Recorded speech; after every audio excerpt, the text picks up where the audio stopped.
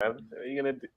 Welcome back, familia, to Northside LDN. Today, we've got news. Bukayo Saka being linked to Man City. We also got Zinchenko from Man City agreeing personal terms to come over to Arsenal. We've got news about both players and more. But before we get into all of that, got my special guest, my brother, from One Touch TV, isn't it?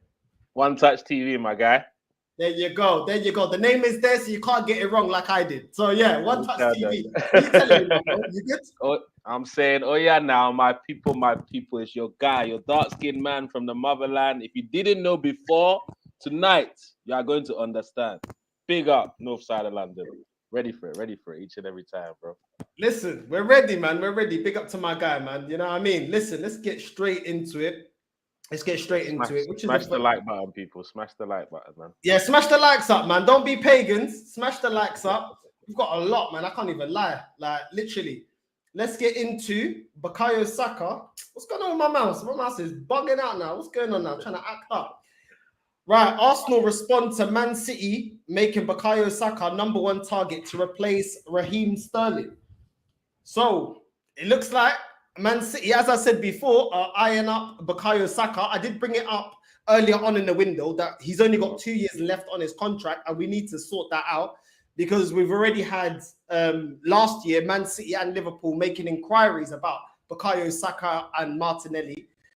But they've let, obviously, Sterling go to Chelsea, and they look like they're now inquiring about Bukayo Saka that's only got 2 years left on his contract. I'm going to go straight first to you, bro. What do you make of this story? And do you see Saka leaving Arsenal and going to Man City? Do you know what? As the season was going on, my thoughts about Saka were like, no matter what, he's going to sign the contract. But as the window started, I was hearing Salah's not going to accept a new deal. I was hearing Sterling's leaving. And I was like, right now, he could actually be guaranteed the game time that I used to use as my excuse why he would not leave, so he could get the Salah berth. He could have got the Sterling berth. So I'm thinking, we haven't signed him yet. But I'm confident that he feels like Arsenal are his club. So I believe strongly we have 2 to 3 years to meet his ambition. And I can't see him wanting to be on 20K or whatever the peanuts he's on right now for the next 2 years. So we got 2 to 3. I reckon he'll sign 2 to 3 years to keep his ambition. If not, then he's going to go with a smile on his face. But right now, I just think the project at Arsenal, how he's held at the club, how much the fans love him, that's too much to say no to right now in his young career, personally. The fact that he grew up at the club. I'm hoping more than anything, to be honest. You know the ones there.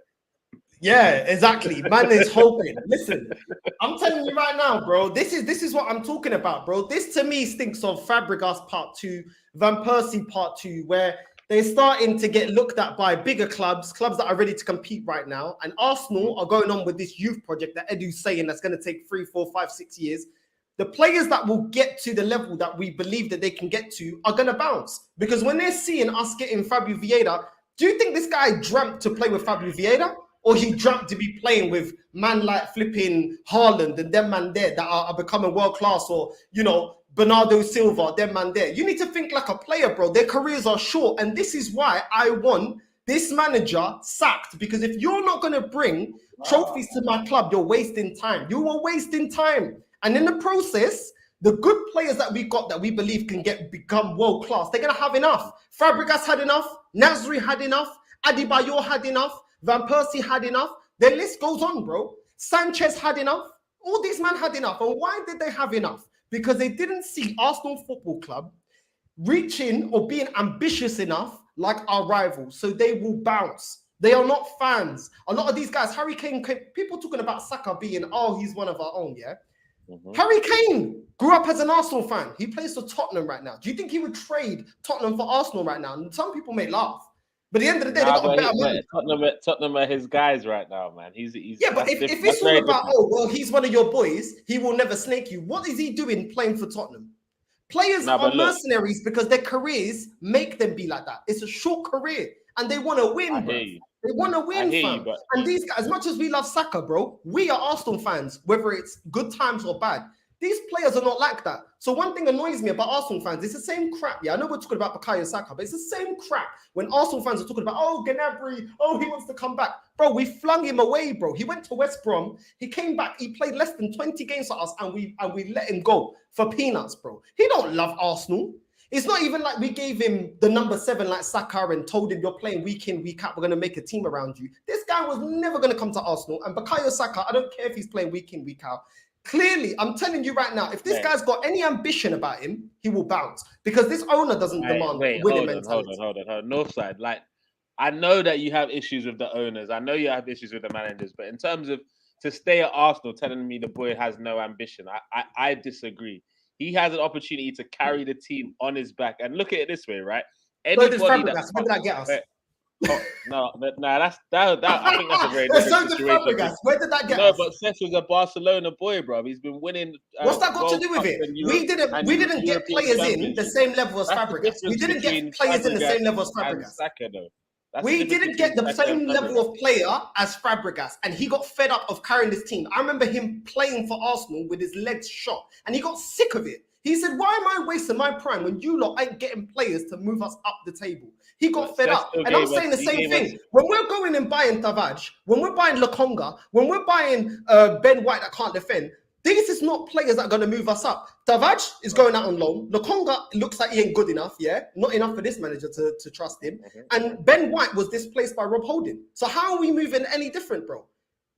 You're thinking like a fan, not like a player. This guy's going to bounce either this season or next season. I hear you, but first of all, like, I don't think he's definitely not leaving this summer for me. I don't see him leaving next summer either, personally. At the end of the day, Cesc gave us 7 years, bro. He took 7 years to realize that. So at the end of the day, he's still got his prime. I'm not saying he's going to be a one club man, Northside. Don't get me wrong. I'm not saying Saka's going to be a one club man, but 2 to 3 years, he's going to give us a chance because of how we bred him on the scene. Arsenal fan, he grew up with the team. I believe he'll give us 2 or 3 years. Then he's going to decide, am I going to give these boys my peak years? Now they've shown me this. So we've got 2 to 3 years to match his ambition. I hope we do. And if we don't, come like 3 years' time, he's going to be a City or Liverpool player or whoever the top team in England is at that time, personally. So we're basically training him up for our rivals. Well, that's if we don't. Do you remember when we was Man City's feeder club? Bro, I do remember. I do remember. But look, this is what I'm saying. Arteta, he's done something kind of smartish with the whole Zinchenko and Jesus thing. Hear me out for a second, right? Because obviously, Jesus has won trophies and he's also won under Arteta. So if I'm Arteta, I'm going to give people to kind of further enhance my reputation at the club, innit? So bringing some City players who he's won with is actually really, really smart. Because when they're in the dressing room, they're like, yeah, Mikel did this and he did this for my game. So obviously these young players are going to be listening at, look at what they've won in their career and all that sort of stuff. So I definitely think it's strategic, but also it does help, regardless of what positions they were at City. They were, every single City fan that you'll speak to will let you know how important these were for their squad. So regardless of what people are saying, I reckon it's going to be a massive deal for our squad, and we should be comfortably getting the top 4 this season, comfortably. And I think both of us can agree that we don't want Saka to leave. The reason I'm getting annoyed is because I don't want him to leave, and I do think this guy's got a high ceiling. But what I'm seeing is when my club is every season, we're buying players for the next 5-6 years. The ones that are going to become world class are going to say, well, I'm already, I'm starting to edge up to a great player, to a top player, to a world class player. I want to be around players on the same level. I want to win trophies. And this is a problem that Arsenal had in the 18 years we haven't won the league. Every time we get a Van Persie, a Fabregas, a Nasri, a Haleb, all these players, we don't build around it with proper players. We go and get a Shamak, Sonogo, all these players, bro. And I'm sick of it because it's the same story, bro. It's the same old story. Do you know what I'm saying? You don't like Jesus. You don't like Jesus as a signing. You don't like. I do like Jesus, but for every Jesus, there's a Tavares that I don't like, Lokonga that I don't like, Ben White that I don't like, Tomiyasu that's mediocre, Cedric that's mediocre, Pablo Mari that's mediocre, William that we got rid of, David Luiz that we got rid of. So when we're looking at it, yeah, it ain't that great, bro. It ain't that great. And that actually leads me on to the next player that I am actually happy that we're going to get, that we are linked to. I'm happy with Gabriel Jesus, and I'm happy if Arsenal gets Zinchenko. Growing confidence over Arsenal's bid to sign Zinchenko for Man City. If we get him as a left back, I am happy with this signing. Arsenal are confident of finalising a deal with Zinchenko this week as talks continue. The North Londoners are in negotiations with the Premier League champions over a deal worth £30 million. I saw yesterday it was reported that they're going to go and get Cucurella, which they're going to be charged 50 million. We're going to pay them 30 million. So Man City are only actually going to fork out 20 million for Cucurella once all these transactions happen. So, yeah, I'll be very happy with this signing. What's your opinion with Zinchenko? You happy with Arsenal to get him?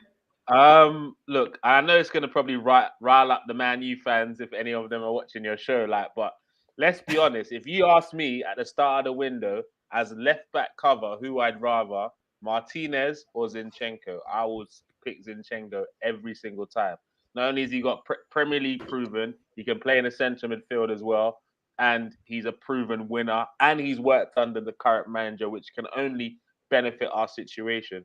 So I like him. And again, he's one of these players like Jesus that might have a bit of a chip on his shoulder of why didn't I get more chances to play central midfield, which I think Arteta's probably guaranteed him as part of the personal terms, because I can't see him leaving City for being a kind of utility player to come to Arsenal if there wasn't something extra that he was going to be promised with this new move. So I like it, man. Great move. But now, just like you're right. We need to get at least 2 more, preferably 3, at least 2 more through the window after this. But Zinchenko, that's great business by Arsenal, man, personally. Yeah, I think Gabriel Jesus is a great buy, but alone isn't enough for us to move up the table. Yeah. You definitely need somebody else along with him because, like I said before, he gets injured. You're going back down to Nketiah, a guy that's only scored 10 Premier League goals in 5 seasons. Not good enough. Not good enough. For everyone that has been bashing Aubameyang, let's look at his record and let's compare it against Nketiah. Yeah? Okay. So I'm happy with Gabriel Jesus. Still not enough. I'm happy with Zinchenko. The reason is they both walk into our starting 11. I believe that we should be buying players that walk into the starting 11. Yeah, players that are better than the players that we have, because the players that we have got us not even in the top 4, let alone what I want for this club to win the league. Do you get what I'm saying? So when you get Zinchenko, he's ready right now to displace Tierney. Tierney has to fight for his place. That is the kind of moves I want to see. Now, I'm not saying I'm not going to be over the top like Arteta sexuals that, oh, Gabriel Jesus is the best striker in the world. Oh, Zinchenko is the best left back in the world. No. Yeah, they're very good, and I'm happy with them. But what I'm not happy with is Marquinhos that comes in. Martinelli's not shaking. Saka's not shaking. This is not good enough competition. Yeah. That's when you're getting Fabio Vieira. I'll give you that. When you're getting Fabio Vieira, is he better than Odegaard? Because Odegaard ain't good enough. Whether you believe his ceiling is to be world class or whatever it is, right now he's not good enough. Right now he's not good enough alone, leading the line to get us competing for the league, competing at least for the league. They don't have a God-given. You said something really, really important in there. Not right. His ceiling is the ability to be good enough, but he's not right now. So I'm with you that he's not at the. No. I'm with you. He's in his locker. He's got all the attributes to be a top player. I don't think he was that top player last season. He had a very good purple patch in the middle of the season. He kind of faded towards the end, but I believe after another year in the Premier League, he can raise his game and turn into that top player. And looking at Vieira's numbers, he's someone that he could see as challenging him. Who knows? I'm hoping Vieira is one of those players that grabs it with the scruff of the neck. That first game, we can see something exciting for him to get Odegaard a little bit nervous. But you're right. Not Martinelli or Saka are not shaking for a man like Marquinhos. You're right. Someone like Rafinha would have made them shake. Someone like Gnabry would have made them shake. I don't even want to mention the last name because I know there's no chance he's coming to us. Even though he played under Arteta before, Sané would make people freaking shake, do the freaking percolator, all that stuff, bro. But can we get Sané? And that's how I kind of measure it, bro. Like I look at it as the player that we're getting in, is he better than what we've got? And the reason I'm annoyed is because last summer when we spent £150 million was more than any other club in world sport in that transfer window. When you look at the quality, it's not that great. Tomiyasu's iffy. Ben White is trash. Sissoko's put him on his ass. When you're looking at Tavares, he is trash. He's decent going forward, but you are a defender. I don't care if you're left back, right back. You are a defender. You are part of the last line of defense, and he is poor at defending. Lokonga, is he better than Guendouzi? Don't think so. How many chances did he get? He made us lose against Nottingham Forest. Guendouzi's getting into the French team. He was part of the young team of the season in Ligue 1. So when you're looking at the players that were bought, apart from Ramsdale, the rest of them, it's a massive question mark. And most of them, for me, not good enough. I haven't seen enough from them. Do you get what I'm saying? When we got Guendouzi, he was raw, but I could see ability there. I can't see it with most of these guys. And when we're now getting other players, I'm looking at it like, hold on, you lot are actually recruiting worse players than we had before. You're getting players that are worse before. Tavares is so trash. We paid Xhaka at left back. So he can't be that great. You've only just come in and you're getting dispossessed by Xhaka. And we all know Xhaka is the biggest liability. As a player at Arsenal, the biggest liability. And yet this manager played him left back, out of position over Tavares. So the scouting hasn't been that great. Now, Zinchenko, I'm happy. Gabriel Jesus, I'm happy. But we need a lot more. This manager went out and got rid of Aubameyang. This manager allowed Lacazette's contract to run down. This manager has got rid of a lot of players that shouldn't have. Some of them, yes, I agree, and others I don't. And some of the scouting has been atrocious. So there's no more mistakes anymore. He has to get it right, especially when Tottenham down the road get a manager in. Two players, a man achieves what this man still ain't achieved in 3 years and almost an over £300 million spent now. I'm sorry, but it's embarrassing. I shouldn't be bigging up Spurs in comparison to see how bad Arsenal were doing. That is embarrassing. So this manager, I want him sacked this season. If he's not in a title race, I don't care. I want him, for the money he's spent, Conte shouldn't be outdoing him, especially when super fans have been telling me that Tottenham are irrelevant and Conte is irrelevant. When I said I wanted Conte, I got laughed at. Laugh now, caramba. Yeah? No one ain't laughing now. Do you get what I'm saying? Because this guy's a clown, bro. Do you know what I'm saying? But anyway, listen, what do you make of the transfer window so far? And we'll get into the next headline. For me, I always said, these are the things that we needed to fix this transfer window before anything. I wanted cover for left back. Okay, they're doing that with Zinchenko. That's cool. I needed CM, an upgrade on Xhaka. They've not done that, but I don't know if you agree with me. I reckon the strategy with the Tielemans thing is Arsenal kind of not ready to, because I think Leicester want 40M for him now, but they know come last week in the window, they're not going to be talking that 40M, which is a risk because that means a Champions League team could take him away from us. But if that doesn't happen, I reckon we'll secure that. He might play the first game for Leicester and then he'll be at Arsenal at the end of the window. I think we'll secure that. So if we do that, that means we've done left back, CM, and then for me, I needed cover for Partey because you know how naked we look without my man last season. So Elneny and Lokonga are not cutting it for me, boy. I'm not gonna lie, they're not cutting it for me. So even that AC Milan, Benacer would have been a good look for as cover. He's not necessarily going to be the starter, but he's just won Serie A, former Arsenal boy. He would have been great cover for Partey. So as we've not done all the things I need, I'm not part of that social media gang that are like getting excited about Arsenal's transfer window. I'm not there yet. Do you know what I'm saying? If we'd signed Rafinha, that would have been like, yo, okay, we got someone that could actually get Saka shook. Do you get what I'm saying? Then that's the type of player I want. But we ain't signed that guy yet. You're right. I'm very excited about Jesus because of the chip on the shoulder that he's going to have. You can already see him and Saka seem to have a little bit of a connection, and Saka's feeling a bit excited having a winner at his club as well right now, which is positive for the environment. But right now, it's probably for me, it's a 4 out of 10 right now. But if Zinchenko's done, we get a DM in, then we get another attacker. Boy, I could be saying something very different. But right now, it's a 4 out of 10 for me, man. Marquinhos, Vieira, and Jesus. It's not really the one just yet, man. Yeah, okay. Fair enough. Although, do you count Saliba as kind of like a new signing? Because I do. No. He's not a new signing. He's a signing that we should have been using in the first place because he's better than what we've already got. Okay, barring Gabriel. But he's back and he's coming back in the team. But that's not a new signing, though. That's not a new signing, though. But he's not even started a game for us yet. So technically now, because we didn't buy him this season. So technically not. It's not a new signing. Yeah, but the fact that he's not been involved in our setup for 2 years and now he is, it feels like that. Do you know what I'm saying? That's what Listen, big up to him, and I hope he actually gets a real run for us to see if he's good enough or not. You know what I mean? And I wish him all the best, man. Listen, Leroy Sané, he's been linked to Arsenal from Bayern Munich. For me, this is Gnabry part 2. Gnabry longed it out. He signed a new contract with Bayern Munich. I don't see this guy wanting to come to Arsenal. I don't see why. I don't see him trying to drop the levels to come down to Arsenal. With Bayern Munich, you win trophies every season. It's guaranteed. I think they've won the league 10 times now in a row.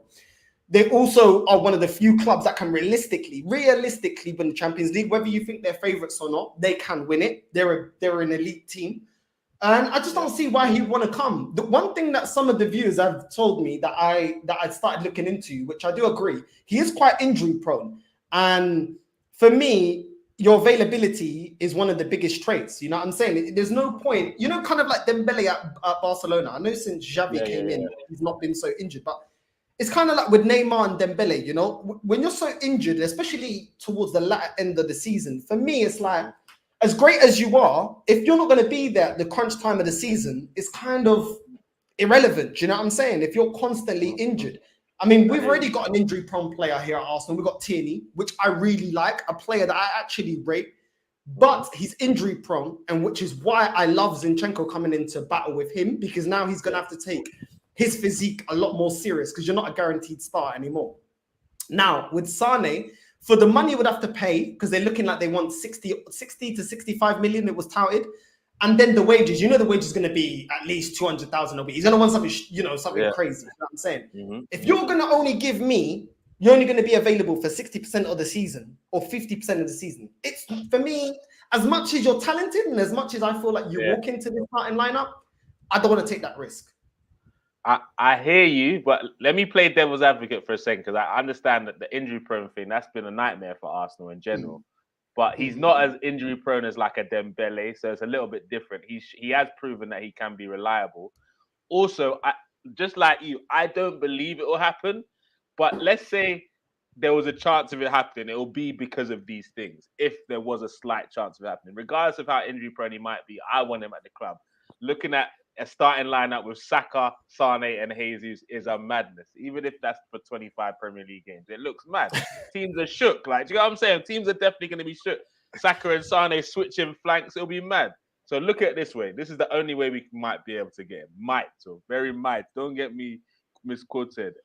So, number one, he used to play under Arteta. And if you hear the quotes, he was like, when Arteta left, everyone was confused. They didn't know what to do. He kind of kept us together. He helped my game, blah, blah, blah, blah, blah. Their relationship. That's one thing that might help us. Number two, he kind of left City because he was being disrespected to go to Bayern Munich, where he's kind of been disrespected. I mean, they've just signed Mane as well, which is going to maybe hamper with his game time on top of that, because he's not relied upon as he would have liked to. Plus, he's won league titles before already. He might just want to go somewhere where he's going to feel like home and he's going to be loved. And let's be honest, if we get a big player like Sané, he's going to be loved day one at Arsenal. Social media is going to be like already a club legend and all this nonsense that social media likes to do. But we'll embrace him. We'll embrace him and make him feel at home. So there's a chance, but very, very, very slim one, man. Those are the reasons why as well. But you know what, for me, I still get the club, they can't escape with me, bro. If they're going to pay 65 million for this guy, why not just go get Gnabry? Because I'd rather Gnabry, do you know what I'm saying? Why not go get Rafinha? I know we preferred Barcelona, but when we're giving this first bid, second bid, it's like, bro, if you got the money, spend it on these players, because these are Rafinha isn't world-class. He's a top player, but world-class. But Gnabry is a world-class player, bro. Put the money on do you know what I mean? Because we're already at a disadvantage. We can't offer him Champions League. We don't win trophies every season. We don't dominate England. We're not going to win. We're not one of the teams that have European heritage like Bayern Munich. Put the money down. Do you know what I'm saying? Because you're already at a disadvantage. We don't even have a top manager anymore. Do you know what I'm saying? So it's like, bro, when you're not the favorite, or when you know that you're being a bit cheeky because you're paying at a disadvantage. Put the money down. Do you know what I mean? But these dudes that Edu's too busy buying new Havanas in the back of the flipping jet ski go, woo! Do you know what I'm saying? That's all he's doing is filo da puta. I'm tired of it. But listen, I would take Sané. I do agree with you. I would personally take him. Some people say he's too injury prone. I understand both arguments. I get that too, but there's no way if Sane is willing to come to Arsenal, any fan saying, nah, do you know what, let's not have it, man. Come on. It's mad. It's actually mad. Listen, True Gooners, are you telling me, bro? You good? Yeah, sweating like a pig. But there you go. It is what it is. I was trying to get on the laptop as well. That's overheating and all. So on the phone. If I put my phone on, can you hear it? Because I don't know if when I put it on, if you can hear it. Did you hear it? Yeah. I can't hear it right. I can't hear it right now. You can hear it? No, I can't hear any fan. Okay, cool. As long as people can't hear no fan, because I know it'll be annoying listening to a stream and hearing a fan. I'm baking. I'm absolutely baking, man. But listen, let me get into some comments, and then the next headline we'll go True Gunners first, then we'll get Niger in second, because you already know me, I rant too much. Look, I've met True Gunner on a couple of streams before, so I know this is a tag team now, guys. Don't worry, I'll see what's going on. No, it's not a tag team. It's not a tag team. Not the worst idea to start collabing and debating with other football channels. You need to hit 2K by the end of the month and hit 4 to 5K by the end of the year. Your channel deserves more subs. Thank you, bro. I appreciate that. That reminds me, don't be a filo da puta. Make sure you go like and subscribe to One Touch TV. Yeah, don't be a viado. Don't be a, you know what I mean. Just come on, like to this channel and subscribe, but also go like and subscribe to One Touch TV. Do you know what I'm saying? Big up my guy, and make sure you support. We got Northside. Big up, bro. Big up to you. Smash the likes as you enter. They already know. Don't make me get the wooden spoon out again. Let's get it. Big up Northside. Why's my mouth so? What's going on? It's because I think it's because I'm sweating, bro. Big up Northside. Who is Banter FC linked to today? People hit those likes. Don't make my guy get the wooden spoon. You already know, bro. You don't need some African discipline around it. You know what I'm saying? This weather is hella hot. Tomorrow going to be even hotter. Exactly. And we're giving you content. So make sure you go like and subscribe. Don't be a viado. Big up Northside, Niger, Caramba, my people in the building. Big up to you. Big up. Big up One Touch TV. Go subscribe. Smash the like button, Caramba. Come on. You already know. Thanks for Profit Gooners. We bought Zinchenko for £1 million. Well, we don't care, Abdallah. We don't care. Thanks for the player, though. Big up. Saka will bounce if we don't get into Champions League next season. I agree. That's a fact. That's a fact. Yeah. Who says no to Pep Guardiola? You must be low IQ, brain dead baller to say no, and must have no ambition to win big. Exactly. That pool is mad. It's mad. Fabio Vieira nicknamed Teabag from Prison Break. Yeah, I did see that. It does look like that. The Portuguese Teabag. Oh, mate. I don't want to admit it, yeah. I can already see the meme in the season, man. No side is a realist. Ain't delusional like the majority of Arsenal fans. Listen, I've got two guys that also ain't delusional here alongside me. So listen, well, let's get into the next one. Since you touched on Man City. Let's get into it and let's get you guys' take. Obviously, Bukayo Saka he's got obviously interest for Man City, but Arsenal renewal seen as a priority. This should have been a priority a long time ago, not now that he's got 2 years left on his contract, to be honest with you. Let's go down to you, Brandon, first. What do you make of that? Him with 2 years left and Man City in for him. I think the links are probably true. I mean, we already see Man City and Liverpool just before he signed a contract with Arsenal last time. They were sort of taking a look at Bukayo Saka. I think he will sign a new deal, but I don't think it matters too much. I think if we don't get Champions League football this season, or at least start competing, I think he will possibly start to look elsewhere.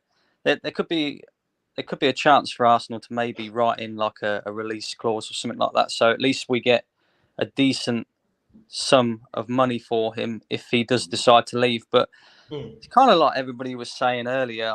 I think it relies heavily on this season. I think, Bukayo Saka, he's only going to stay at Arsenal for a period of time. A football career is very short. Depending on your ambition, of course, if you're not Harry Kane, that is, then you're going to want to, you're going to want to win things, aren't you? So if you're not doing it at Arsenal and you've got the likes of City and Liverpool and Bayern Munich, top teams like that win things year in, year out. I don't care if you're an Arsenal fan or not. You're going to kind of want to make that move, I think. So I think it relies heavily on what we do this season. But we have two routes to get into the Champions League. I think personally, I don't think we'll get. Oh, what happened there? I don't think we'll get Champions League through the league. I just think the league's going to be too strong this season. The internet tried to stop you saying that. But I do think our best hope is Europa League, and it's funny actually because I see a lot of rival fans are kind of writing us off for both the qualifying for the Champions League through the Premier League and the Europa League. They forget, like I think last season the Europa League final was between Rangers and who was the other one? I can't remember now. Frankfurt. The fact that you can't remember is your point, though, bro. That's your point. But this is what I mean. So, Europa League isn't as strong as what it was. I think we've got more of a chance of winning that than what we have of getting top 4 through the league. Personally, it all depends on our transfer business as well. It's you think so, Brandon? Real talk. I honestly do, mate. To be fair, I just think Tottenham. You know what this means? Okay, that's what I was going to ask you. Then that means that you think Tottenham are better than us. I do. I think Tottenham, for me, I look at their midfield, and midfield's won and lost. Games are won and lost in the midfield. Yeah. For me, I just think their midfield's a lot better than ours. They've got Harry Kane and Son that score regular goals as well. Gabriel Jesus, although I like the player, I've said before. Is better than ours, bro. Who? Bissouma. I think Bissouma walks into our midfield all day long. I think Bentancur is, or starting to look a decent player. He's definitely better than Granit Xhaka. He's not better than Odegaard. They play two in the midfield. They play doesn't play that. Odegaard is average. Bentancur is not better than him, though. Let's be honest. Come on. No. Bentancur doesn't play that role, though. Bentancur, he's more of a central midfielder, like a Granit Xhaka type role. That's the type of role he plays. But same with Højbjerg. Højbjerg's more of the defensive role of midfield. I think if you're going to compare Odegaard with any one of Spurs' players, you would, although he played out wide majority of last season, I think their number 10 sort of player this season, you'll probably find it'll be more of a Kulusevski. I think they'll probably move him inside and play Richarlison out on wide right and then Son out on wide left. So to me, that front three, I think, depending on, Harry Kane's a better striker than Gabriel Jesus, a better number 9. Yeah, I can give you that. Other than their front two, I'm not scared of Spurs, bro. Any way, shape, or form. They're even the games that they won last season, Brendan, like they could have got at. They rode their luck and they got the job done. Don't get it wrong. And it's only because of we just needed to not slip up once. And as bad as we were, hold on. As bad as we were, we could have got it. And I don't think they've improved it that much. Bissouma, yes, don't get me wrong. That's a definite upgrade on Højbjerg, 100%. But the way Conte plays in terms of what you're saying about bringing in Kulu to play in the midfield, I think he's not rigid enough to do that. He's going to stick to his 3 at the back, 5, and then 3-4-3 or something that he plays. He's going to stick to that. And for that reason, I believe. But he's won the league playing that. He's won the league. He's won the league here. Chelsea, bro. Come on, with Chelsea. It don't matter, bro. At the end of the day, no matter how you try and spin it, as much as we hate Tottenham, let's keep it real, That team, everyone was telling me, ain't nothing compared to the Tottenham team that went to the Champions League final and obviously ultimately lost. This manager only needed 2 players to get the best out of that Tottenham team playing his style of football. Now he's getting more players in those positions. Not saying all of them are world class because they're not world class, but this manager outdone Arsenal that have been spending how much money and how many new players that this manager and the best youngsters in the world that people are telling me, best youngsters in the world, and this guy has managed to do that with Tottenham. I'm sorry, as much as you can say, oh well, they could have bottled it, but they didn't, and he took over from a manager that was getting Tottenham sinking. Nuno Espirito Santo got them sinking. Man took over in a couple of months and turned it around enough to catch us up. I hear you, bro. I will, but look, I think it was a lot more. If you talk about us getting to them getting to Champions League, I'm hearing it was a lot more. We bottled it than Spurs were good. No one's told me because Spurs were good they got top four. It's because we bottled it. So for that reason, I'm not that nervous about them yet. If they make, there's still a site like, for example, if they get a marquee signing, maybe I can start being scared. But Richarlison, a washed-up Perisic, who's 33 in the Premier League for the first time, which Tottenham fans are trying to convince me he's going to be whipping it up and down the Premier League wings, which is impossible. Fraser, 4-star. Like, come on, there's nothing to scare me. Jed Spence, like, these are decent signings, but none of these signings are outside of our reach. And to get me scared to think we can't get top I agree to a point. I think wing backs will definitely be important for Tottenham this season. And I actually think that Jed Spence will probably turn out to be their best signing. I really rate Jed Spence. I think he's a top player. I actually think he'll turn out to be Tottenham's best signing this season. Really? It all depends, though. I Championship player is going to come and be their signing of the season. We've seen it before. I mean, I know he wasn't playing in the Championship before he went to Liverpool. He obviously had that one season in the Premier League, but you wouldn't have thought that Andy Robertson would turn out to be the player that he is. I just think with the way that Conte plays as well, and how heavily he relies on wing backs, I think he could turn Jed Spence into another level of a player. And I think it's very good business by Tottenham as well to get him at the price that they did. Because let's be honest, when we played Forest in the FA Cup, Jed Spence was that standout player for them. And, Martinelli, on that day, he had Martinelli, on toast. He had Kieran Tierney as well. It was just like, I looked at him from that game there, and I thought, he's a top player. He could definitely do it in the Premier League, I think, especially under a manager like Conte. I think where it will come down to, because I think you're right. I think Arsenal and Tottenham are very similar in different ways. I think Tottenham, they have that elite goal scoring striker. I'm not so sure Gabriel Jesus is that just yet.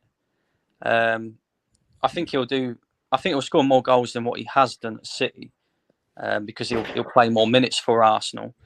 But I don't think he's that Harry Kane sort of level of striker that we've got there. I think, you look at Saka and Martinelli, we've got a good front three there. I think just where we're majorly let down is the midfield for me. I've always said that I think we need somebody who can come in and cover for Thomas Partey if and when he gets injured. Left back obviously seems to be, we seem to be buying a player that can come in and not just do an adequate job if Kieran Tierney happens to be injured, but Zinchenko's a very good player. I think he's very underrated as well. And for 30 million quid, all day long. I also see him as, I know he hasn't played regularly for Man City in the midfield, but he can do a job in the midfield as well. So I think, for me, Zinchenko is actually probably one of Arsenal's best signings in recent years, if we get that over the line. But then, we're still short in other areas. I look at our transfer window so far, and a bit like what Northside was saying earlier. Marquinhos, he could be good in the future. Fabio Vieira, I mean, okay, probably a decent player in the Portuguese league, but can you do it in the Premier League? I just look at that and I think, areas like that, I think we need better quality of players. Like we were saying earlier about the whole Rafinha thing, you need somebody who can come in and push Bukayo Saka to be even better than what he is.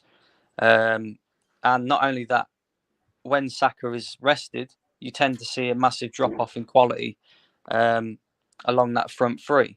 I also feel that way in the midfield when Thomas Partey is out injured, and at left back as well. So there's so many other areas that we really need to address in this window. I still think we need 2 or 3 top quality players.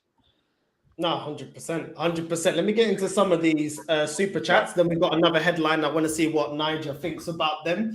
Big up to you, Marshall. Thank you for the super chat. Appreciate it. I don't want someone here that's just going to be here to be loved. Miss me with that BS. If that's what Sané wants, then he can go and go hire a prostitute. He can certainly afford it. Wow. No love, Marshall. Dude, let's come with the energy. Marshall got no love, you know. Okay. This guy, bro. No, big up to you, bro. That's savage. That's savage. You got another super chat here. I don't even know what currency that is, but listen, even if you donate 20p, big up to you. You know what I'm saying? That's 20p that you didn't have to donate. You know what I'm saying? So big up to you. Forget Spurs have had a better team than ours and finished above us for years. Conte is managing a better team than ours. Bro, for me, the most important signing is your manager. I think that's how Liverpool can literally like spend less money than Arsenal in the last couple of years and still be competing at all fronts. Your manager is the most important thing. They still got FSG, the Liverpool ownership. There's still American owners that don't like to spend money, but because they got a world-class manager, they're able to overachieve when you compare the money that they spent in comparison to a Chelsea, Arsenal, Man City. Do you know what I'm saying? So for me, the most important thing is a manager. And yeah, is there any other super chat I missed? I don't think so. I will be coming back to you guys' comments. Just to add to that as well, Northside, I think not just the manager, but Liverpool's transfer strategy. I've said this on numerous of occasions as well. I think where teams like Arsenal, Manchester United fail is they buy players from the foreign leagues that you don't necessarily know how they're going to settle into the league. So, for example, we broke our transfer record for Nicolas Pépé. Nicolas Pépé, I don't think he's been as bad as what most Arsenal fans make out, because I don't think he's had that much of an opportunity. But he's not the level of player that we see in the French league either. So it's hard for players to come in and adapt. I think what Liverpool did well, and it's more difficult to do that now because, you know, teams, even teams lower down the league, they're expecting between 40, 50, 60 million pound they're even quoting for their players. But I think what Liverpool did well was they picked off the best players from the teams that finished sort of lower down the league. Like, for example, they got Mane from Southampton. They got, you know, they got Salah, who'd already had Premier League experience. They brought in the likes of Andy Robertson. I just think we need to go more down that route. Look at players that are already playing in the league. Maybe you know, we're looking at the possibility of bringing in another striker. For me, I'd go down the route of, look, Ivan Toney. He can offer us something different up front. Linked to Man United already. He's being linked to Man United. But if I was Arsenal, I'd go in there. I'd say, look, 35 million quid, take it or leave it. He's somebody who I think is better than Nketiah, who can offer us something different. We see with Arsenal as well, especially when Tierney's playing, that we throw a lot of crosses in the box, but there's nobody there to, you know, do anything with them. I don't see Gabriel Jesus as being that type of player who can go up against a 6'4" defender and win a header. So I think we also need that striker that can offer us something different. I think Ivan Toney could be that player. I think if you're looking at the midfield as well, you know, we're linked with Tielemans. We don't really know. Toney? Sorry? How much did you say for Ivan Toney? 35 mil. Okay, yeah, that's fair. I think 35 to 40 mil. I think you can't really argue that from the team that is coming in. But listen, I need to assert some discipline in this bitch, because what's going on, Kadamba? 225 people watching right now. Man's getting a slip out. I don't give a crap, bro. You man are taking a piss, you know. It's sweating like a motherfucker in this flipping room. Yeah, all of us are sweating, bro. My balls are sweating, and you man ain't hitting the likes. Hit the likes up, Kadamba. Don't make me have to get the slipper out. 237. Puta que pariu. Only 50 likes. Don't brincar conmigo, que? Do what he said. Do what he said. Hit the likes, bro. Don't make me get the slipper out again. The PlayStation slipper. Don't make me get it out again, bro. You know what I mean? I'm a dasher. You lot's head. You lot taking a piss now. Hit the likes, caramba. You've got internationals on the call also. Discipline.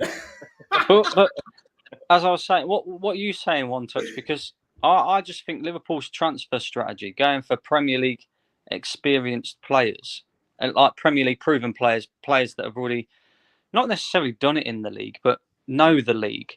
Yeah, I think that type of transfer strategy is where Arsenal need to go down as well, because I just see us, we're breaking records for players like Pepe, and that we don't really know is going to be any good. Aubameyang obviously came in, hit the ground running and stuff like that, but 9 times out of 10, you sort of, if you buy 10 players from, say, the French league, the German league, the Spanish league, probably about 4 of them will come in and be top quality signing players, whereas the other 6 might be a bit average, or No,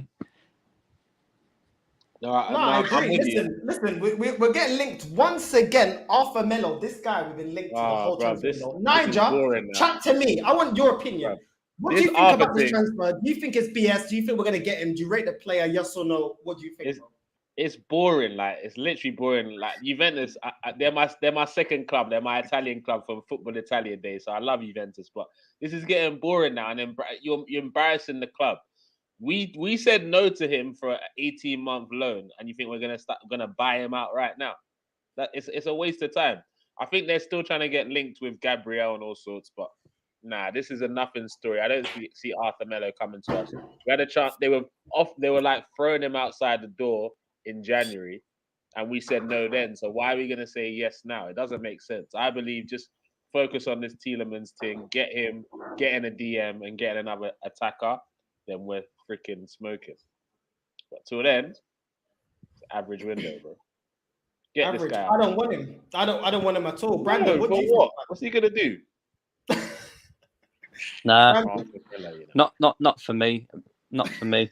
I mean, like I say, Premier League proven players go to the lower down the league, pick off some players.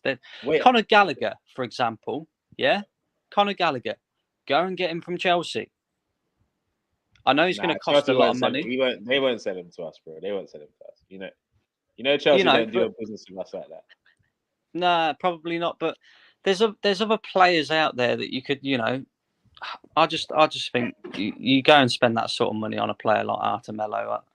I have a question then. There's a player that I want to throw at you then, because I do agree with, especially going into those teams that got relegated, like raiding them a little bit. You can get some bargains there. Look, I'm not saying he's a big defender, but Tarkowski as a free transfer, that's good business, bro. A free transfer for him as a squad player, he could definitely do a job in any squad, right?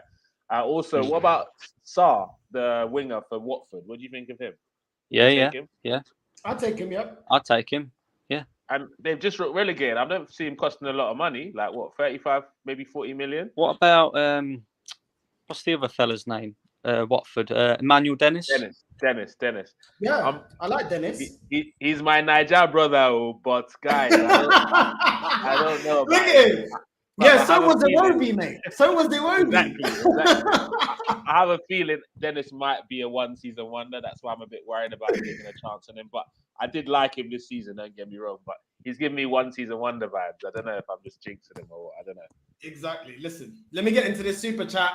Aya says, True Gunner is right. Midfield is the most important, but the issue is we need a DM like TP5, and there aren't many that good DMs nowadays, not in the level of TP5 turned into an 8. Yeah, I agree, man. I agree. No, but look, really we don't necessarily need. Look, it's going to be very rare we're going to be able to maintain the level if Partey's not injured. But I don't know, Brandon, I don't know if you agree, but I would take backup as Benacer from AC Milan, bro. I take him as backup for Partey. He's better than El Neni. He's better than Lokonga as backup. So I'd take him for 25, 30 mil, personally. I don't know what you're saying about that. Yeah, 25, 30 mil. Just 25, 30 mil. He was a former academy prospect, so he kind of knows the club as well. So I don't know. I mean, there was one player that was at AC Milan, not at AC Milan now, of course, that I would have 100% took on a free Frank Kessie. I would have had him, but obviously Arsenal too slow in the window for that. I don't know. It's an interesting one, really, isn't it? I just think we need to keep Thomas Partey fit, and that's easier said than done. But exactly, like, if we can keep Thomas Partey fit for the majority of the season, then we're cooking, and get a player in that number 8 role that's better than Granit Xhaka, I don't know. I'd probably feel a bit more confident going into the season a little bit more. But at the moment, I'm struggling. Bro, Lokonga and El Neni scare me, bro. I personally think Lokonga needs it. I think he needs at least a half-season loan to big up his confidence. Because, and you know, I know Northside kills me for it, but I have my reasons. I'm Arteta in, and I'll explain my reasons another time, man. It's not for this show, innit? We don't. No. Explain it now. We want to hear it now. We want to hear it now. All right, look. This is it, right? My issue with Arteta is not with Arteta, innit?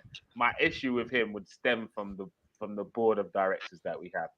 As soon as they brought in Arteta, what that board showed me personally is that they're not ready to get this thing fixed quickly, isn't it?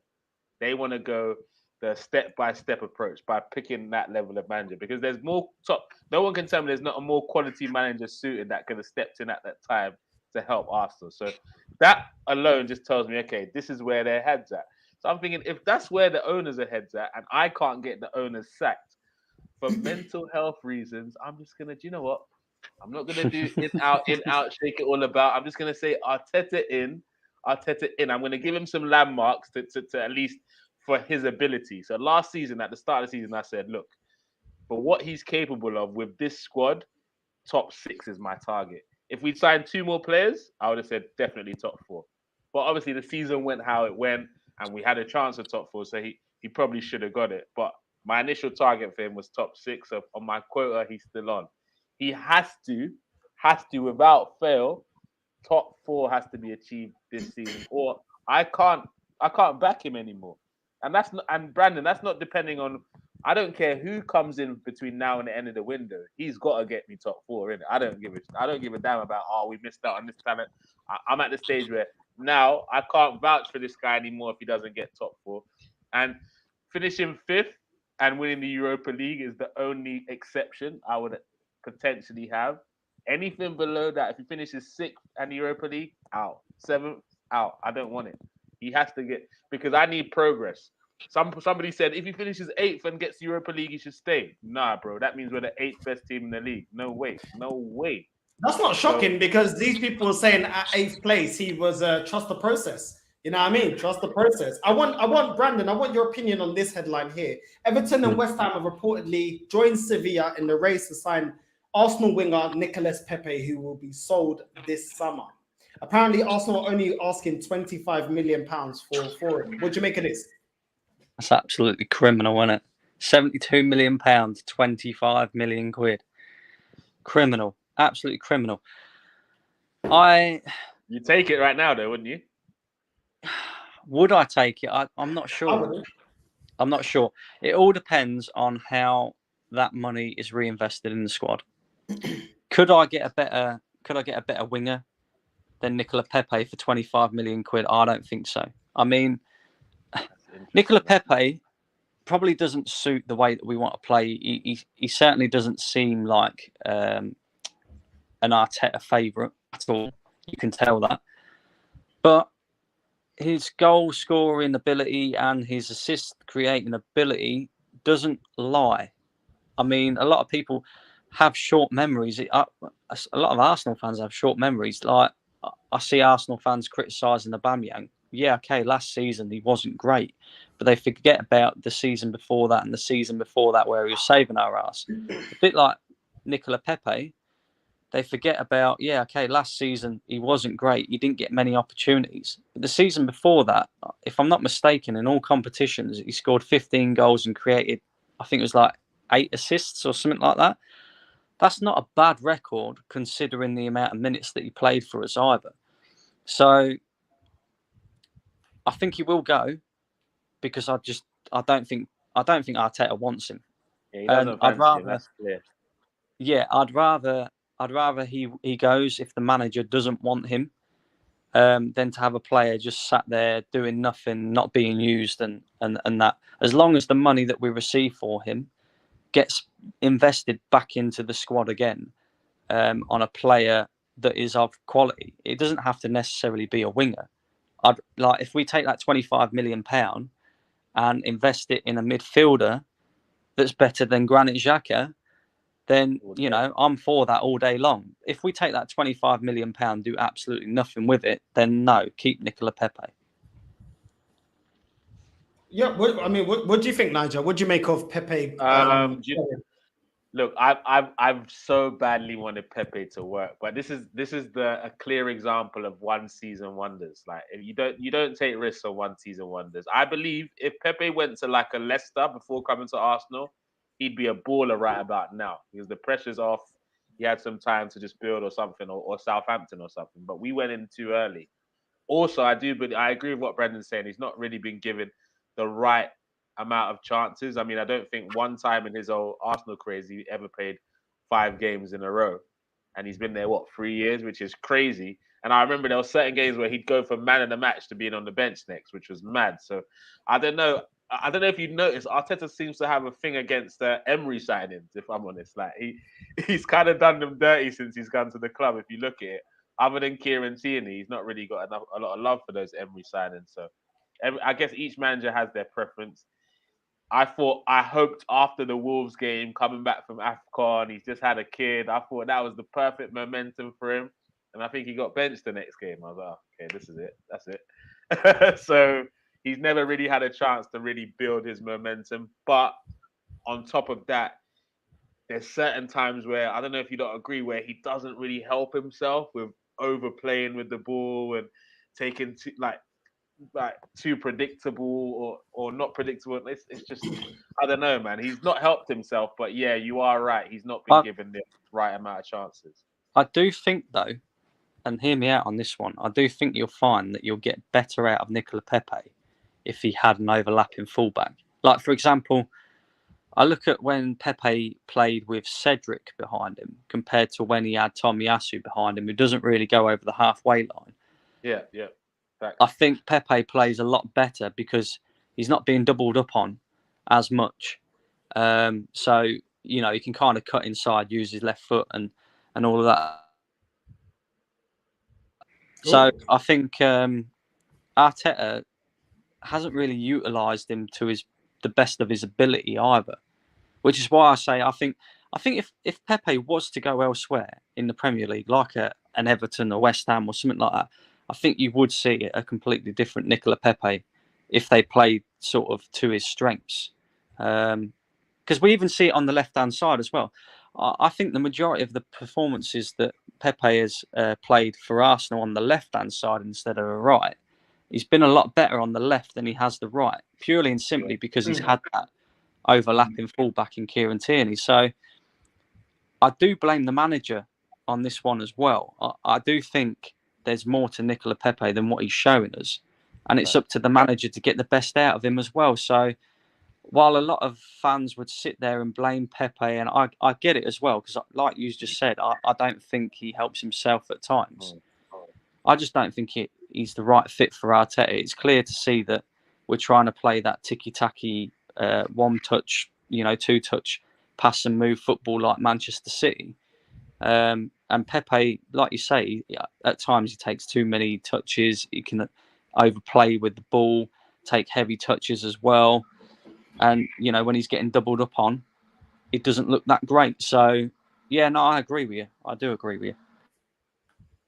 There you go, man. So, yeah, for me, it's nice and simple. I'd pick him. I think, Brandon, you made a great point. If we cash in on him, who are we going to get for £25 million that's going to be better than him? And when you look at it in that context, it's like, come on. A lot of people were telling me when we got rid of Aubameyang in January, Lacazette, he needs time. He hasn't got enough game time. When last time Pepe got game time, which was under Unai Emery, he got us all the way to the Europa League final. Like, I'm not saying this guy arguably helped him win the FA Cup. He put in some good performances in the FA Cup too, actually. This is what I'm saying, bro. Like, how can you justify, how can Arsenal, not you, but how can Arsenal fans justify it, giving Nketiah time, giving Lacazette time, players that have never shown anything? Let's be real, never shown anything. But all of a sudden, Pepe, you're not good enough, mate. It makes no sense. No sense, especially Nketiah. What has he ever done? He had 10 games to perform. He was underused the whole season. 10 games to perform, and he bottled it because 1 or 2 performances isn't good enough, bro. It's not. Yeah. Not if we're trying to get back to the levels of winning the league. It makes no sense. But listen, a lot of things that a lot of Arsenal fans say don't make no sense. In here, we've got the real ones. It doesn't, bro. Because these fans are the same fans that wanted to get rid of flipping Wenger because top four was boring. Nah, he's washed, he's done, which I actually agree. But then called Mikel Arteta again 8th, a project and a process. But when Unai Emery got 5th, they wanted him out as well. Make that make sense. It's mad. It's actually mad, bro. I reckon, just because I got a bounce in a second, Matt. I reckon the Pepe signing is the reason why Unai Emery's not at the club. If we'd signed, unpopular opinion, if we'd signed Zaha instead of Pepe, I bet we'd still be having Unai Emery at the club right now, bro. Because that's who he wanted. So I don't think he's been. Emery didn't get backed like Arteta has, which is weird since he has more experience. But it is what it is. You know, our board is a mad thing. Listen, we got 237 people watching right now. Make sure you like and subscribe. One Touch TV, Niger Englishman. Listen, he's got to go. Tell the people where they can find you. You can catch me on One Touch TV in half an hour as well. If this show's over, if not, then wait till the show's over. Then come and catch me, obviously. One Touch TV on YouTube, One Touch _TV on Instagram, and One Touch T on Twitter, and also the Armory TV. Big up, guys, man. Thanks for having me, bro. Catch you soon, man. Bless, Brandon. Love, bro. Love. Right, Brandon. Let's get into the next one. Oh my God. Honestly, yeah, this club always pisses me off. I swear down, they never ever fail. Yeah, the banter train never fails. Yeah, the new match, Brandon. What do you make? Nice drip. Yeah, be lifting nothing next season in that, but nice drip. Look at the boys. Nice drip. What do you make of it? Nice drip. Yeah, they've gone down that Arteta drip, haven't they? Like, you got to have the nice Prada. You know, probably wearing Prada shoes as well. You know. But no, it's a nice kit.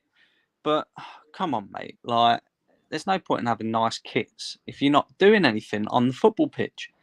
You know, you can keep having nice kit after nice kit after nice, and that's all that is to me. Like, a lot of Arsenal fans, and even myself, I like that kit. And if I had any inkling that we was going to do anything next season, I would probably go out and buy that kit. But I'm more strong-willed than that. I won't invest money in the football club until they prove to me otherwise. I mean, look at Ben White. Look, he looks like he's about to go on Love Island. You know? Oh, that killed me. That was a good one. But yeah, no, it's a nice kit. It's a nice kit, but come on.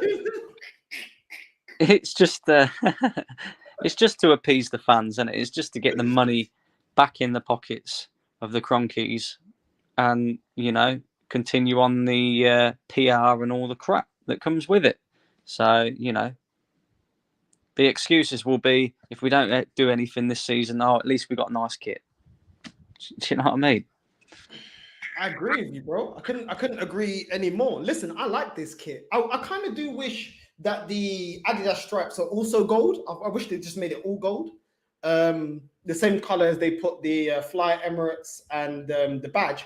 But listen, I like this kit. I actually do like it. The only problem is I don't want to pump any money into this club until they start showing me that they want to be ambitious. If I saw Arsenal doing everything they could do and still not winning the league, but I can see we're buying proper managers, we're buying proper players, we're getting the right manager in, we're doing everything. I can see us building towards something. We're being serious.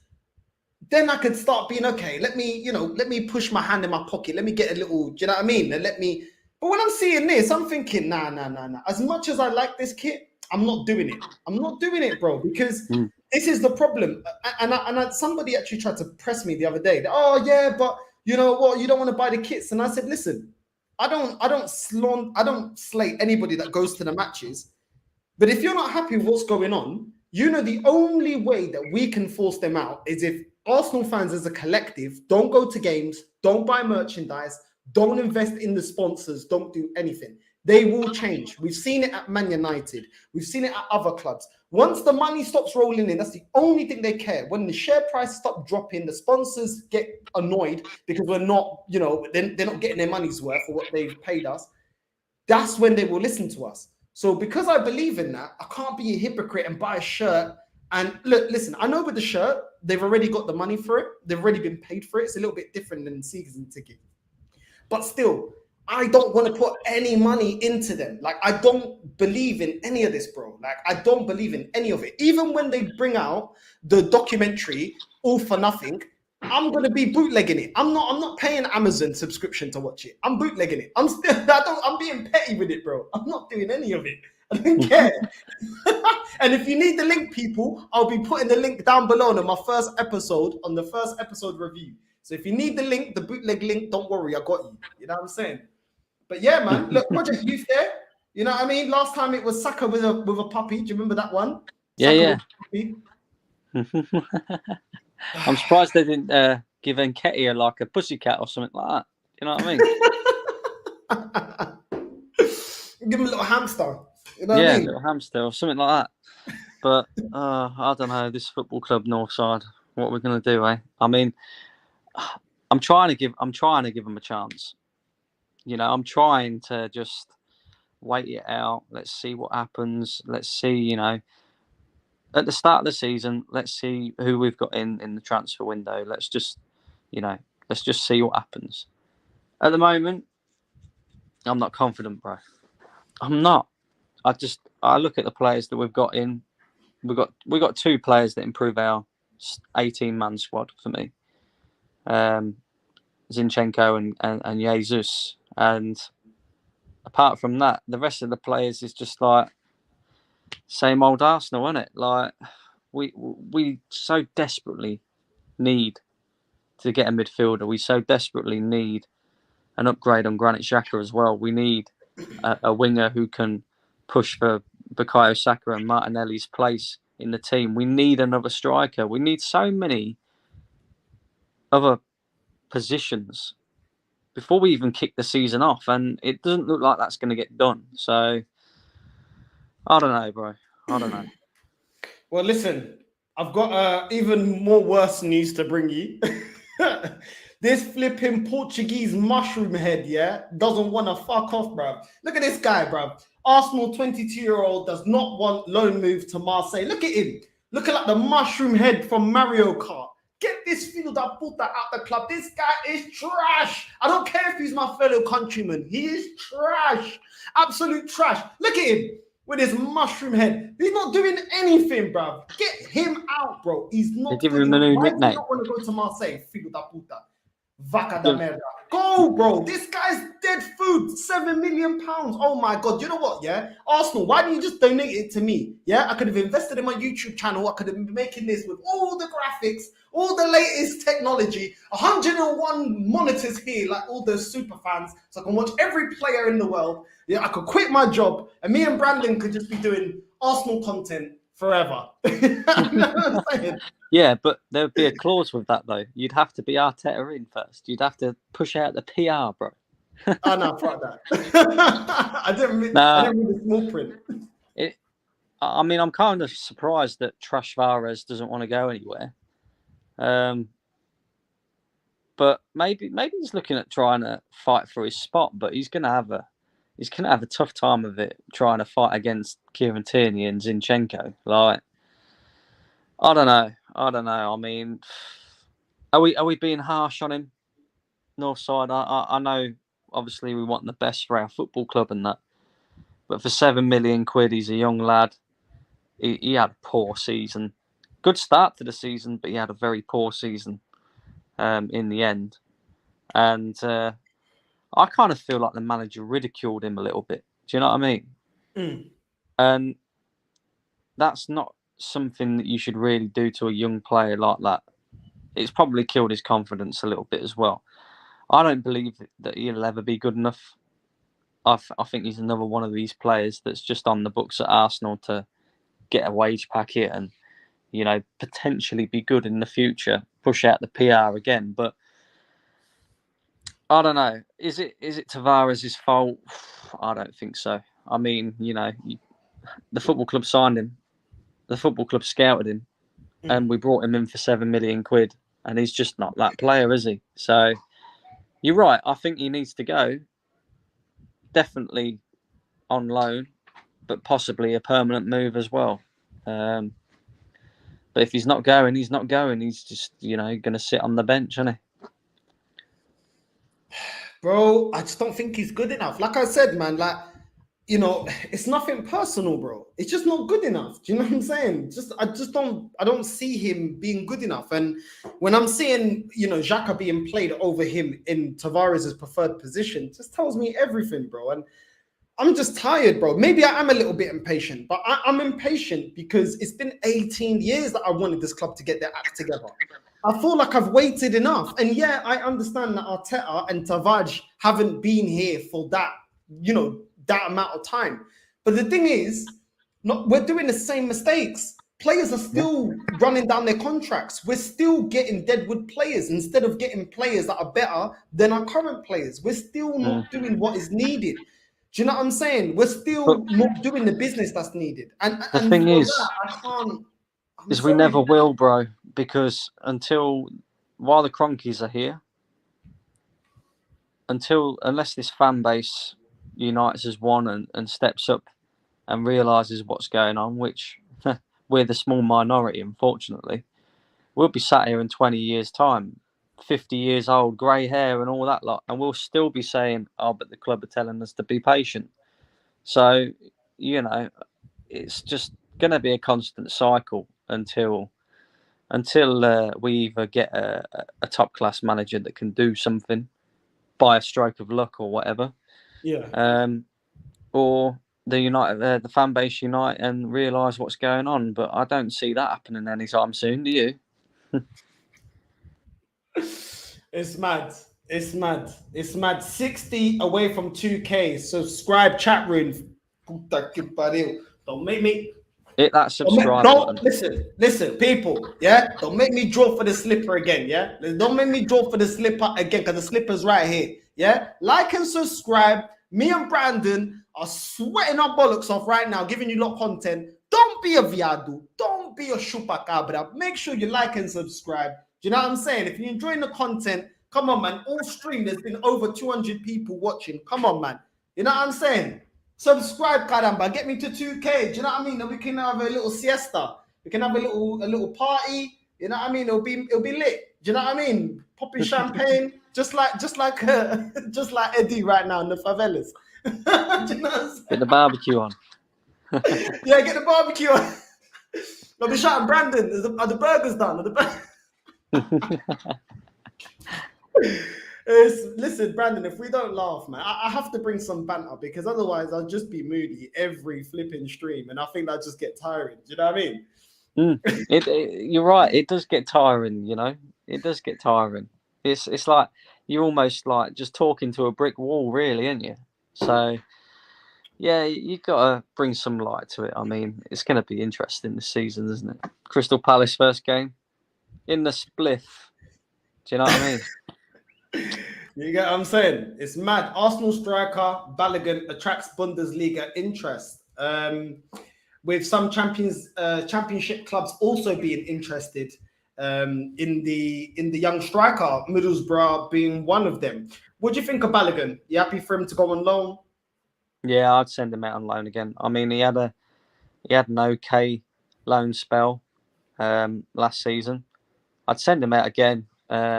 See if he can improve on that as well. Get a regular starting spot, and just go from there. I don't think he's ready yet. He's definitely not ready yet. But we'll see. We'll see. Who knows with this football club? Who knows? And the last bit of news. Let's get into this. Brandon, your captain, Odegaard. You happy with him to take the armband for next season? No. I can't believe the guy's been given the armband, to be honest with you. I mean, if you look at the games that he played last season and he was given the captaincy, one was against Tottenham away, which we lost. And the guy absolutely disappeared in that game as well. I think he played as captain against... Who was the other one? I can't remember now. we lost to Spurs, and then who did we lose to after that? Was it Newcastle? Was it Newcastle? Yeah. Yeah, Newcastle. I think he was captain in that game as well, wasn't he? Yeah. Yeah. And once again, the guy disappeared. So, as a captain, you've got to show leadership, whether that be by example, leading by example in the way that you play on the pitch, or leadership as in, dragging players around and talking on the pitch. To me, yeah, he sometimes leads by example when he plays well for us. I've said it before. Our system is so reliant on Martin Odegaard playing well that if he plays crap, we're crap. If he plays all right, we're all right. If he plays good, then 9 times out of 10, Arsenal tend to be good. So I've always said that I think we need an upgrade on him as well, because our system being so reliant on him. But the point being is, all right, when he has his good games, he leads by example in the way that he plays. But he doesn't talk enough on the pitch. He doesn't get into players' faces when they're making mistakes. He doesn't do any of that, which a good captain does do. You look at Arsenal captains over the years, and you think, well, Aubameyang was the last one to have the captaincy. But at the time of giving him the captaincy, he was leading by example. He was scoring all the goals. He was saving our asses. So you could kind of understand that a little bit, although he didn't talk on the pitch. But he was consistent in his performances and in his goal scoring. Before that, I mean, we hand out the captain's armband like it's absolutely nothing. Who knows? If me and you turned up to the game in our Arsenal kits, we might get the captaincy one day. You know what I mean? It's that bloody. It's a joke. And then you go back to the years of like Tony Adams, Patrick Vieira, proper captains, players that not just led by example in the way that they perform, but they weren't afraid to get stuck into a teammate if he was, out of position. They wasn't afraid to get stuck into a teammate if he misplaced the pass. They led by example in the way that they performed, but they also spoke a lot on the pitch and helped other players out as well. So I don't see that from Martin Odegaard. I really, really don't. I think if anybody in Arsenal deserves to be a captain, it's either Gabriel or Kieran Tierney. Kieran Tierney, for me, would be the perfect captain, but he spends too much time out injured. So for me, the second choice would be Gabriel. But Martin Odegaard wouldn't be anywhere near it.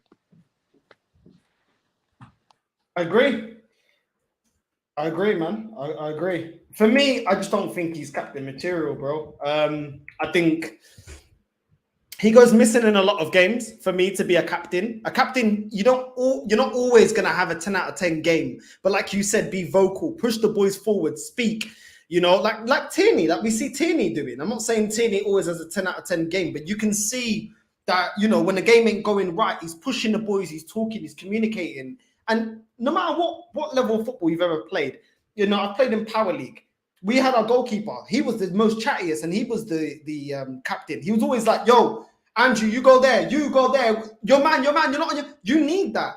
That is the main thing of a captain, being vocal. And the second thing is then leading by example, because obviously no one's gonna follow you if you're dropping stinker after stinker. Now this guy for me goes missing too much. As soon as a team puts 2 banks of 4 or plays a low blow, that's it. That nullifies Odegaard straight away. And for me, that's not good enough as a number 10. You need to be able to, thread the ball through the eye of the needle. Something we had in Ozil, as much as I wanted Ozil to go, he could thread the ball, through the eye of a needle. He could always pinpoint that pass. Odegaard, he can only do that once the team opens up. If a team is coming at us and they open up and they play a high line, then all of a sudden he looks silky. Do you know what I mean? But a lot of times as well, he goes backwards and sideways. For me, it's just not for me. It's not for me. I don't know about you, Northside, but I'm quite old-fashioned in this sense as well. I also think your captain needs to kind of play in a position where they can see the majority of what's going on in the pitch. Yeah. I think if your striker's a captain, they can see what's going on in terms of the attack, but not necessarily what's going on at the back. So I always thought, Tony Adams, he could see everything that was in front of him. For example, he could pull his defenders where he wanted his defenders, his midfielders where he wanted his midfielders. He could get stuck into the majority of the players. The goalkeeper he'd be talking to all the time as well. Even with Patrick Vieira, because Patrick Vieira, he had the freedom to be able to go forward as well, but he predominantly played in that sort of deep-lying role. Again, he could see the majority of the pitch, and he had a better vision of what was going on the pitch.